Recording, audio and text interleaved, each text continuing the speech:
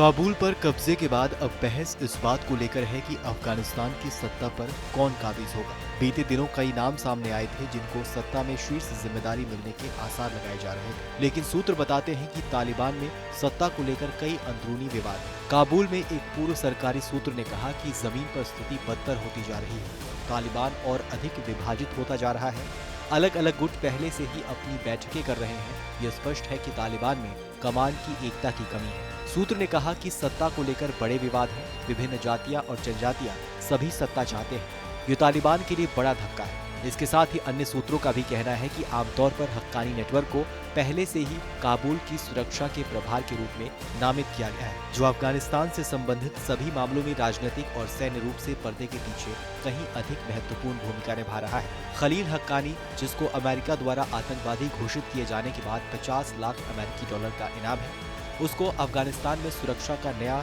प्रमुख नियुक्त किया गया है। न्यूयॉर्क पोस्ट की एक रिपोर्ट के अनुसार एक अफगान इंटेल इंसाइडर ने बताया कि ये माना जाता है कि हक्कानी के वफादार अमेरिकी हथियारों से भरे हुए थे। अमेरिका स्थित एक अन्य खुफिया सूत्र ने यह भी बताया है कि शुक्रवार की रात हवाई अड्डे के करीब तालिबान गुटों के बीच कुछ गोलीबारी हुई थी। सूत्र ने कहा कि तालिबान और हक्कानी के बीच नियंत्रण और शक्ति का संचालन करने वाले मतभेदों के अलावा उन समूहों में से प्रत्येक के भीतर भी दरारें उभरती जा रही हैं। इस मामले की जानकारी रखने वाले काबुल के एक सूत्र ने कहा कि हेलमंडी और कंधारी दोनों समूहों को चुनौती दे रहे हैं। तालिबान ने कई लोगों को अच्छे पदों पर नियुक्त करके उन्हें शांत करने की कोशिश की, यानी 31 अगस्त को तालिबान के द्वारा सरकार बनाने का दावा कितना सफल होगा ये देखना होगा। इसके साथ ही अगर सरकार बन भी जाती है तो सरकार में कितनी स्थिरता होगी ये भी देखने वाली बात होगी। बहरहाल हमारी इस खबर को लेकर आपकी क्या राय है, हमें कमेंट सेक्शन में लिख के जरूर बताइए। बाकी देश और दुनिया की अन्य बड़ी खबरों के लिए सब्सक्राइब करें TV9 भारत।